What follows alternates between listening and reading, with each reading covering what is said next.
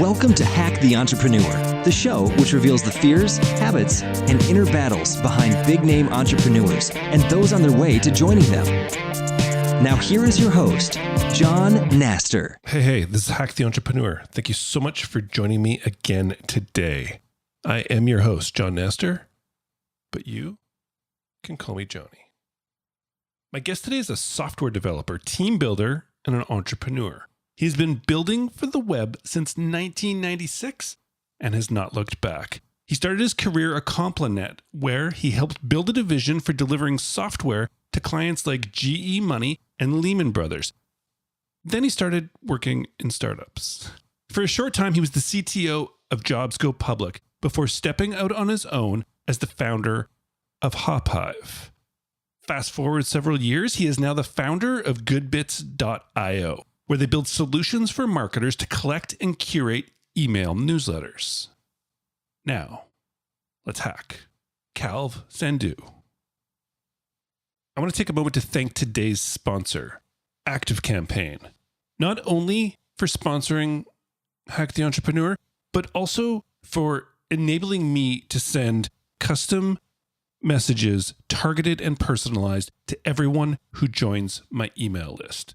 That's right, I've switched my email from ConvertKit over to ActiveCampaign about 2 or 3 weeks ago, and it's been one of the best decisions I've made in a long time in my business. ActiveCampaign enables you to send perfectly timed messages in response to your customers' actions and behaviors. With marketing automation, your campaigns can listen, learn, adapt, and respond, all based on your contact's behaviors and as their customer profile changes. Plus, it's a beautiful, easy-to-use platform. Seriously, like you can map out your email funnels on a drag and drop on your screen. It's one of the coolest things I've done. There's no need to hire a consultant because you can set it up yourself. See right now why thousands are upgrading to a more intelligent marketing solution. Get your free 14-day trial right now at activecampaign.com/hack. Plus, for being a Hack the Entrepreneur listener, you're going to get free migration service from your existing email provider. You're going to get your second month of service absolutely free. Plus, you're going to get a free one-on-one strategy session with an ActiveCampaign platform consultant. You can use this during your 14-day free trial to give yourself a jump start. Start marketing smarter today. Get and convert more leads with ActiveCampaign at activecampaign.com/hack.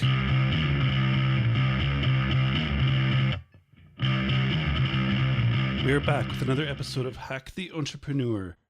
And today we have a very, very, very special guest. Kalv, welcome to the show. Thank you. It's very cool for you to join me all the way from Vancouver across the country. And I think we're going to have a lot of fun. Yeah, excited.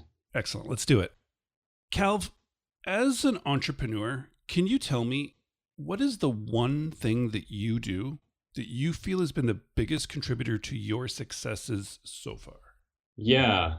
I think when you ask an entrepreneur question like that, the first thing that probably comes to the mind is like just keep doing what you're doing and keep going. But I think now that I kind of think about it a little bit more in depth, first thing in the morning here is that I think for me, it's about going against the norm. I was brought up in the UK where my dad moved from India and being told no for a lot of things. It was one of those things where it's like, I want to go and party with my friends. No. I want to go do this. No. And hearing no a lot kind of just really riled me up against going against the norm and breaking out of the comfort zone. So I kind of naturally brought that into the industry and the places I worked. I was fortunate to get into computers at a very young age. So I coded for my school when I was 16 and built things that didn't exist. And when I did that, it was just purely because it was out of the challenge, out of the rise of saying, yes, this can be done. People are saying, no, you can't move the school's computer system across to an intranet to allow the teachers to build their report cards automatically with the software. Yeah, I'm like, yes, you can. It's possible. And it's like, no, don't tell me no. So I'd go and build it. And we were supported by Nortel, actually. We were one of the fortunate 5 schools of the UK to have been connected to the internet. And again, being told, donated lots of old equipment, but at the time the teacher was like, we can't use this old equipment because we don't know how to. I'm like, yes, we can. And so it's just basically picking up this old stuff and turning it on and trying to figure out how to program Unix at a really young age and just going, yeah, this is possible. So I think perhaps for me personally, and just from my experiences, it's just always going up against the norm and proving people wrong. And that's naturally just kind of led into proving, yeah, the industry that I work in or the market or whoever I'm kind of trying to hammer home. I love it. I love it. It's a really fine line though, Cal, because having your dad say that to you over, no, it can go really terribly for you. Like when you try and just, I'm going to just not do anything you say and break all rules from now on, or else I'm going to just like use this for good. For sure. Don't get me wrong. Like I think if a psychiatrist sat down with me, I'd probably have father problems and father issues. But I think it's more about, and and that's probably perhaps why I love creating for things that just don't exist. I love that challenge. And over the time, I've learned the skills to say, okay, yes, someone has to make the decision and the call. Someone has to just use what they have in front of them, and not be one of those people that says, oh, we can't do this because we need to go away and raise capital, or we can't do this because our budgets don't agree with it. It's like, no, we have what we have on the table. And I always think of the great scene from Apollo 11 movie where it's like there's those engineers being handed a bunch of things and told that's all you have, and we need to make the astronauts breathe in space. That's where I shine, because that's me. Nice. To me, that's like a real like proof that you're probably an excellent coder and developer too, is that idea that anything can be built. It's just a matter of figuring out how to do it. That's really true. what it is. Yeah. And I think, and then as time has gone by, being in this industry, as being an engineer, being a developer, then being a team lead, a manager, a department leader, then jumping out and trying to build a business, I've just been expanding the number of variables and touch points. So it's kind of like, okay, I feel like I have this area a little sussed out. Now let me figure out how to make money with this. Or, okay, now I've got this product development piece done and agency thing done. How do we build a SaaS business?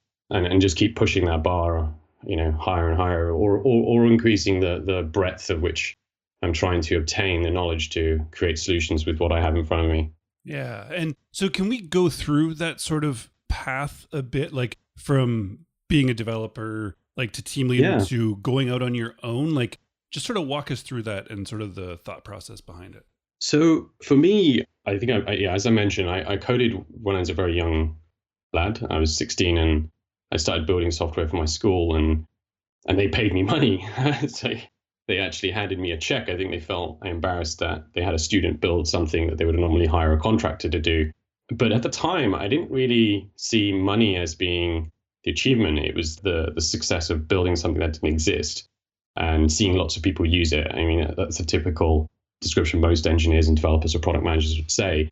Then fast forward, accelerate to university, post-university, and doing a comp sci. And I did a really good, interesting computer science degree that focused on the web and semantic web and data and distributed systems. Really fun stuff, because the internet in 2003 was kind of all about that stuff. And when I came out of it, though, I did the worst thing possible. I had the opportunity to join a friend of mine where I had the pleasure of working with him on a small project that he turned into a massive business called Last FM.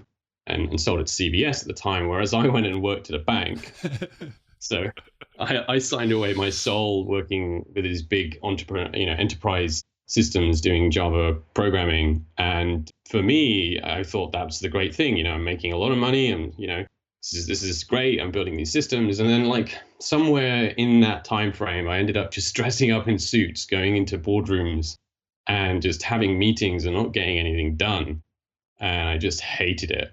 So I ended up just saying, why? And, because I was this individual that always wanted to do things and say it's possible, I was dragged into board meetings and trying to pitch to the board to open up more budgets for other projects and initiatives. And at that time, the company was interesting. We grew it from, I think it was a very small team from like 40 to 50 people up to about 200. And it was interesting to see that transition.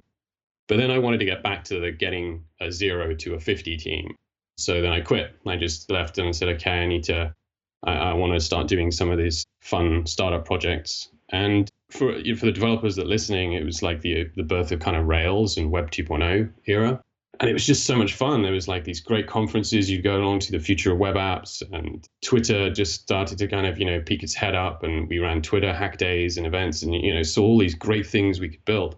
So just hack and build products. But then I quickly learned that just building the things doesn't, mean anything. You need to understand the business hack side of it, and you need to understand the leadership side of the team, building a team, acquiring talent, and surrounding yourself with great people. And then the marketing side of things as well. So kind of around 2009, 2008, we built our first agency called Go Free Range in London. And the idea there was that we would put together a lot of smart people under a very kind of balanced partnership structure in a very non-orthodox way, and try and see what came from it and see what products we'd build and put together. That didn't really work out, but we learned a lot about how you do need some direction, some goals, some actual value alignment with partners and other rich stuff and good stuff there that I took away. Around that time, me and my wife were a little kind of itchy of London, and that's when I made the move to Vancouver, to Canada. The reason I did that is some people always say, "Oh, was it your wife that dragged you back?" Because she's originally from here. It was actually being an entrepreneur. I like making quick decisions. I'm not one to say, "Okay, let's apply for somewhere and wait a year." I'm like, "No, I want to go do something. Let's go do it." So literally, I found out I had a Canadian residency. My dad had worked out in Ottawa and immigrated us out there when we were kids, and I had no idea. And literally pure luck. Me marrying my wife kept the residency valid by literally plus or minus a month. It was insane. So I found out I was a Canadian resident. I'm like, great, Canada, here I come. So we literally in 2 months packed up and left London and came out here we had one child and another on the way. And when we landed came in Vancouver, I was like, okay, well, I'm going to build a business now. So being close to the Valley, I took a lot more of an interest in raising capital and building out a venture-backed business, and had a lot of fun learning about VCs and that side of things, and getting a company funded for that type of growth. And that's kind of the birth of Brewhouse, because the funding didn't go through, but I ended up putting together a solid engineering team. Here in Vancouver, I ran the Ruby meetup, and I helped kind of some of the tech community aspects. So through that, I naturally was trying to curate the people that I wanted to work with. And that was the birth of Brewhouse. And Brewhouse is a agency where we build products, services for companies in town and across a bit of North America. And that's when GoodBits was born, which is what we work on now today. I love it. It's I'm sure going through it doesn't seem like such a natural sort of fluid progression, but listening to it now, it really seems logical and methodical and thought out, but you pushing the envelope still at the same time. When you were doing, I think it was Caliper that you were trying to get funded. Yes, yeah. How long did you spend, when you decided you want to start a venture-backed company that can have that kind of growth, how long did you spend trying to get funding? Or did you allow yourself a specific window? We had a fair while. I think we had a year in total, I think. I was fortunate to work with a knowledgeable entrepreneur who'd been around the process before. He was the CEO of the organization, Trevor. And so because of him being through it before, I was kind of excited to learn about this. But my role purely was product, though, still. I was the CTO, and I was like, I need to build this product. I need to get people using it and growing it. But because it was a developer-focused product, I naturally was selling it. I naturally was sitting with, we were fortunate to have teams like Square and HubSpot and some of the leading companies, RDIO, which doesn't exist today, but the music streaming service that was around using and playing with it. And it was an interesting piece of technology. And the time we gave it, though, it wasn't that we ran out of time to raise capital. It was purely that the team, it was a founder issue, and the team kind of dissipated at the last possible time. But we had a lot of interest, and we had the typical, you have to move to San Francisco to build the company situation as well, with some prominent investors in the Bay Area. And actually, I now appreciate it, and I empathize with that, and I see why they say that, because I hear it firsthand, and then I'm there to sit there and say, well, why? And then they tell you a good enough reason, and then you're like, okay, I get it. So, it was just a lot of good takeaways there. And then the progression into Brewhouse as an agency, because you had surrounded yourself with this amazing team of developers. So you wanted to put them to work? Is this what made you think that you could put them all to work? I'm going to sound really bad, say, well, okay. So I guess out of frustration a little bit, because we were raising capital, but the product we built was built based on making decisions knowing we were going to raise capital. So you put things off, you take on technical debt, you put things off in the sense that, like, okay, well, for example, it could be that a product area will do very, very simply because you know that when you raise the capital, you'll be able to put 2 people on it and do it properly. And when you make a product that doesn't have that in mind, you then have to do things a little differently. You have to think with a bit more of a simplicity, or how much of an overhead are you introducing when you add something new to a product, or it's just a different method of thinking. And out of frustration, I was like, well, I don't like the idea of binding myself to a future where we have to raise. So Brewhouse, because we put it together and said, okay, well, with the profits we make, we're going to try and invest in our own product. It had that mindset, so which meant when we decided which product we wanted to work on, it needed to be something, yes, that wasn't super complex or something that required a lot of overheads, both on a support or sales or other aspects of the business. Right. And then Brewhouse was going to fund GoodBits, but GoodBits didn't exist yet? No. Did it exist as an idea? It did exist as an idea. It was something that I had dabbled with before, and GoodBits originally actually started out as an RSS reader. Okay. It was the ability, this is prior to Caliper, I had this thing called GoodBits, which allowed you to add all your feeds, but it allowed you to select the top articles, or in fact, it selected the top articles. So what it would do is it would take an article and +1 it if your friend tweeted it, or it would +1 it if someone added it to their Delicious or Pinboard, or it would +1 it if one of your friends added it to their Pocket. So the idea was that you'd have a prioritized reading list, trying to kind of create signal through the noise a little bit in a different way. But I quickly learned that we weren't going to make money from that, because as soon as you try and sell services to consumers for readership, it's like that's a race to zero right now. Twitter's free to read stuff. So, but one interesting output from there was marketers and this rise of curators wanting to be able to select articles and put it together in an email. So when we dusted off the idea, we looked at it and said, well, what if we put this tech and easily be able to click these articles and put it in an email?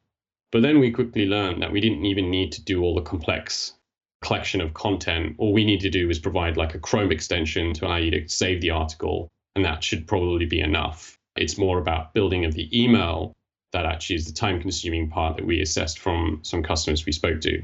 And that's why we removed that kind of original concept of RSS reading and kind of made it more about just building the email. Wow. Okay. So that makes sense, because it is marketer facing rather than developer, which seems to be where you were always going exactly in the past. So what kind of, I just want to know sort of when you saw an opportunity in the market to cover marketers and to curate, and this sort of rise in the curation field and people wanting to use it more. Did you go through any process to determine market size or what you could charge, or before just sort of jumping in, or did it just evolve? And because you had Brewhouse on the side already making the money, it didn't matter to you so much monetization? That's a really good question. I think at the time, now almost 2.5 years ago, that's something I'm still learning a lot on. At the time we performed what we believed was the right exercise to get a measure of the need and the market. So I built a landing page on Christmas Eve, I think it was. Terrible landing page. My team will always hold it to me because it was the worst design thing that would ever come out with our name on it. And I pushed it up to beta list, and a couple of others paid the extra cost to get it featured. And I put an internal goal that if we get more than 100 signups to this pane, then we'll see if we can build a prototype. And the reason I say that as our goal is because for us as an engineering product team, it's faster for us to build and ship something to test than it would be for us to do behavioral interviews and kind of conventional mock-ups and designs and kind of get some qualitative kind of feedback. So we ended up having 300 signups to that landing page in a matter of like 2 or 3 weeks. And in fact, like, some people posted it to Product Hunt way earlier than we needed to. And Product Hunt was just in existence then. I think it was a community of only about 300 people at the time. Mm-hmm. I think if you still go to a good bits on Product Hunt, it has like really low number of votes purely because of that. Anyhow, the point there was that for us, that was enough that we set a goal and we set the timeline. And then I think that year we launched the kind of early private kind of here you go in kind of May, I think it was, of that year. I love it. So, I mean, this goes back to your one thing, sort of like even just putting out a landing page that people in your team still make fun of you for. But you were just like, this is just how we're going to do it. We're going to see if we can get 100 signups, we're going to move forward. That's exactly it. And I think we've taken that approach going forward. And I think through the time, we've made mistakes. Obviously, everyone does. And, I think we've been learning to improve on those mistakes and learning to even acknowledge them and understand where we went wrong. And for me, I know where we did. I think when we had that early momentum, we should have just ran with it. But being a service company, we couldn't fully focus on it in the direct way we needed to. So it became this side project, and it became this thing where we'd build things and add things without really that kind of, that hustle that a product-based company would have. Right. And this is the point of the conversation where we usually talk about projects and how you determine your next project. We're already into a big project, Good Bits. But now, instead of adding another project, you've reduced it and gotten rid of the sole original focus of your team and moved that over to Good Bits, right? So can you sort of explain this and like the thought behind this? Sure, I'll try. Yeah, what is the thought process that goes through our heads? I think for me and the team, there was a couple of reasons. I mentioned already that the product was being suffocated and we felt that we couldn't fully give it our attention that we needed to. And, we saw some competitors come into the market and some good ones as well. But for us, it's about building a monetizable revenue stream from this product. It's about like, how can we grow that monthly recurring revenue? And the segments, this customer segments that we focus on, is it truly going to give us the growth it needs to be a full business without raising capital, without putting money in the bank and saying, that's our runway now, how much time do we have? So and that was one aspect of the product, the learning we made with our progress of the product. The second part, though, as a service company, it does take its toll on finding clients and giving it 100% to build a high quality service side company. And we got to the stage with Brewhouse where it needed a full-time CEO just focused on the service side of things. So it became to this point where it's like we couldn't grow anymore, or we couldn't get better at what we were doing in that area unless it required someone with full-time focus. So this wasn't a case when you're 4 people, but when you become like 8 or 10 people, you start hitting those growth points. That's what we felt, and that's what I felt. So it became unfair on our employees. It became unfair on individuals where we're hiring them and saying, we're working on these clients and we're going to be this best service-based company. Oh, we're working on its product and we're going to be the best product company, when really we can't be the best at either of them. And I think that realization hit me, and at the same time, the notion that the product needs its full attention. And we just made the call and said, okay, well, we need to figure out a different structure here. Could we be a product team for another company and still focus on the product that we want to? Can we be a smaller team working on the product, and start just putting up ideas on the table and working through them? So you just sort of brainstorm all the potentials that you could do and then logically went through them. I'm assuming at some point you probably thought of hiring a CEO and keeping Brewhouse going, and then also running for sure. a separate team. Yeah, no, I did. And I think it was just about finding the right person. And Vancouver is a small city. CEOs don't grow on trees. And we couldn't, I couldn't find in the timeline that we had and the time that I wanted to spend on the area as well. We couldn't. And we were fortunate to have some really good clients that we'd worked with up to that point. We worked with a local company here called Unbounce in Vancouver. I'm not sure you know about them. And so they kindly placed a large part of our team, actually. So, they're actually now an engineering squad within Unbounce. And that worked out well for us because, I didn't really want to let people go and say you don't have a job anymore, but the brand that we had and the recognition. So I spent a lot of my time becoming, should I say, a recruiter for the team, trying to find, well, what is the positions that they're going to have, and let me find the best position that they can have. So after getting the best offer I could on the table, I gave them the choice to say, well, some of them a choice in the sense that some key people like one of the founders that I had still working with me saying, would you want to continue on with GoodBits? It's going to be a bit of a hard slug. Yes, it's going to be a bit of a step backwards, but you're welcome to join me on that journey, or here's this role at Unbounce. Wow. I love it. Like taking such good care of the team and also curating the right team for GoodBits. Yeah. I hired everyone under the promise that we're building something for a long term, and whether that's post Brewhouse or in a different entity. And I do think of everything in a long-term fashion with everyone that I work with. And Vancouver being even more of a smaller city, it's so much more important. So I know that I'm going to work with these individuals again in the future, maybe under them.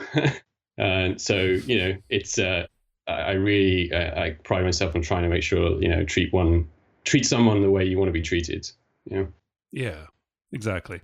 And I mean, Unbounce is a great place for people to go. Yeah. It's a great, brilliant company they're building and team. Ollie Gardner was actually on this show like 2 years ago, I believe now, but smart guy. And they're building some cool stuff. They are, yeah, for sure.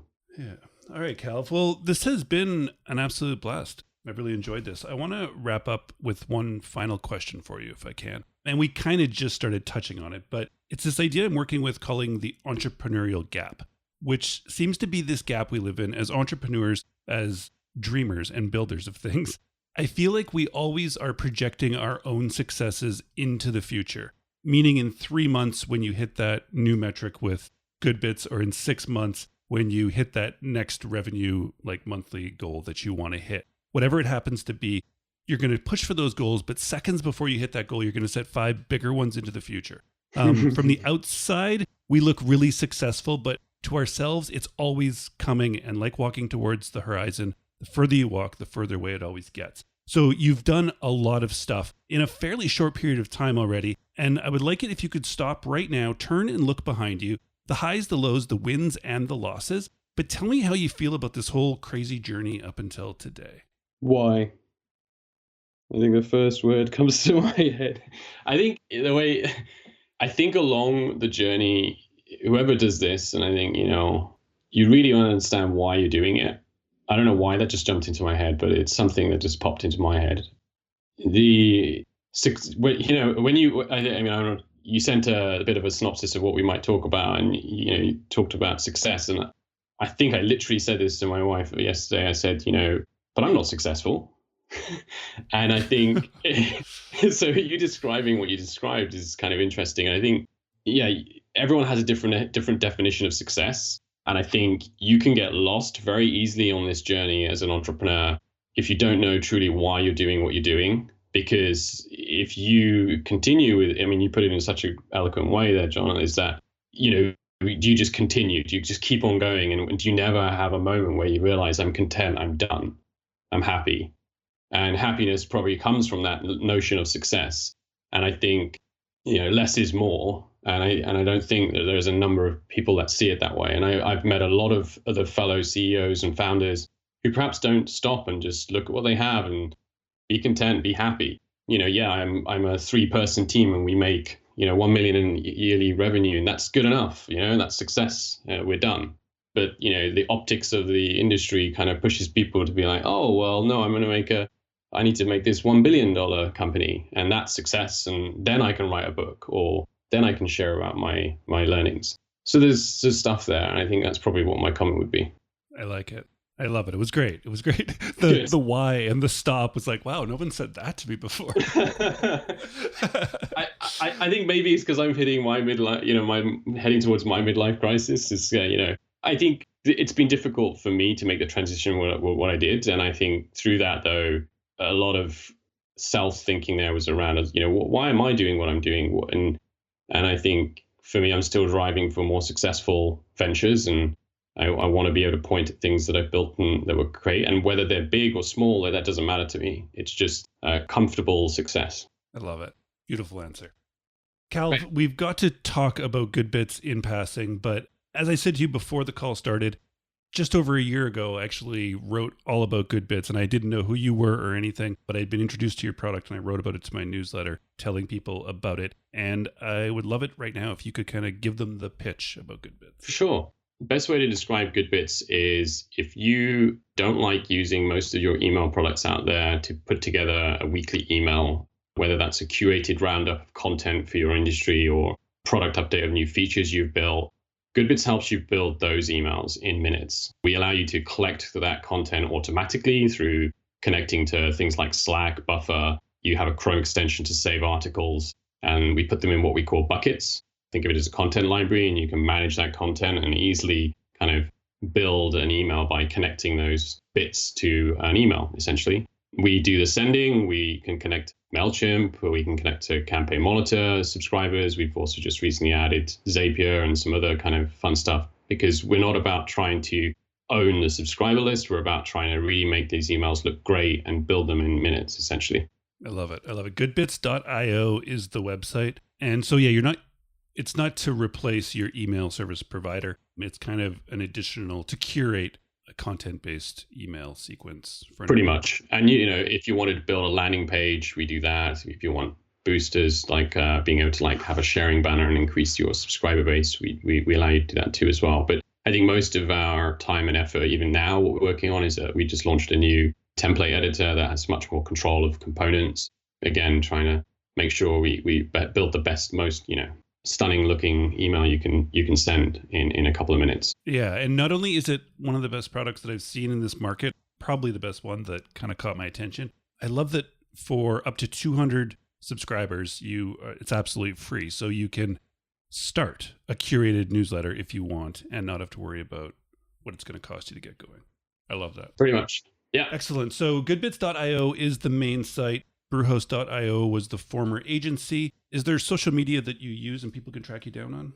Yeah, people can tweet me directly at Cal, K-A-L-V. And if they had any questions, ping me. If, they want to reach out. If they're in Vancouver and want to grab a coffee, I'm more than happy to as well. So very cool. Very cool. Very cool. I'll link to everything in the show notes. So when you're done working out, jogging, running, whatever it is you happen to be doing right now, we mentioned Good Bits, brewhouse.io. Beta List was mentioned, the Ollie Gardner episode I'll find and track down for you, as well as at Calv on Twitter. You can track him down and follow up and take him out for a coffee next time you're in Vancouver. Perfect. All right, Calv, once again, man, thank you so much for joining me. Thank you for sharing. And please just keep doing what you're doing. Thanks, John. Thank you for having me on the show. There's nothing worse than deciding to give my email address to a company and having them send me standard email that isn't targeted or personalized at all. It's been proven that companies that use email marketing automation see 53% higher conversions than those using traditional email marketing. See why thousands are upgrading to a more intelligent marketing solution. Sign up for your free 14-day free trial right now with no credit card needed. Go to activecampaign.com/hack. That's activecampaign.com/hack. Calv, thank you so much for joining me. It's always great to have a Canadian entrepreneur on the show all the way out from Vancouver. And I appreciate the humbleness, yet your willingness to share your thoughts on entrepreneurship and building businesses, especially through this crazy internet. And since 1996, it's a long time back. I like it. So I had a lot of fun and I really appreciate you sharing so well. We've reached the point in the show now where I go back through and I listen to the conversation between Calv and I, the way you out there get to listen originally. So I went back and then I went back again and then I went back again. That final time through, there was one thing that Calv said that I had missed the first couple times. I don't know how I missed it, but I missed it. But that third time through, it was so clear when he said it to me. It was that one thing that Calv said. Did you get it? Did you hear it? Let's do it. Let's find the hack. And not be one of those people that says, oh, we can't do this because we need to go away and raise capital, or we can't do this because our budgets don't agree with it. It's like, no, we have what we have on the table. And I always think of the great scene from Apollo 11 movie where it's like those engineers being handed a bunch of things and told, that's all you have, and we need to make the astronauts breathe in space. And that's the hack. Calv. I love this. You don't want to be one of those people who says, we can't do this because. We can't do this because. When really you have to use what you have. You can only use what you have.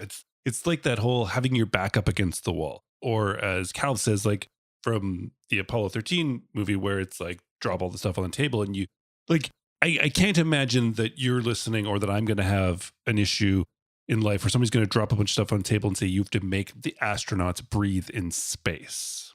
Really, if you let that sink in, that really gives a lot of perspective to some of our problems as entrepreneurs building services, building products for customers, right? We're not trying to make people breathe in space. And if what we're trying to build fails, they die.